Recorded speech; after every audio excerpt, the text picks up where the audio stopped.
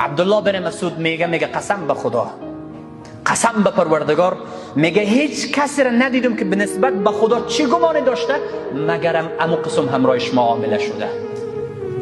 حالا یک کس نسبت به این گمان داره که خانواده ما چطور خواهد شد، اقتصاد ما چطور خواهد شد، مسافر ما چطور خواهد شد، همسر ما چطور خواهد شد، فرزند ما چطور خواهد شد. خیلی خدا برای چی است؟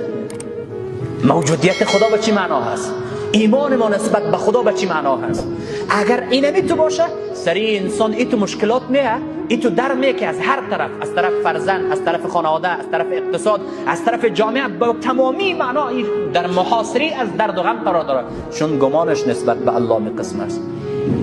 اما کسی که گمانش نسبت به الله نیک باشه و حسن ظن یا گمان نیک نسبت به پروردگارش داشته باشه، بازوی تشویش نداره، میگه خدا هست، من دیگه چی کاره؟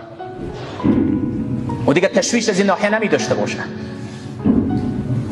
و ذالکم ظنکم الذی ظننتم بربکم ارداکم فاصبحتم من الخاسرین. این گمان شما هست به نسبت به ربتان که شما را خسران و زیانمند کرده. گمان خودتان است، میگه نیست که خدا می تو باشه. گمانتان شما را در می تو موقعیت کشانده.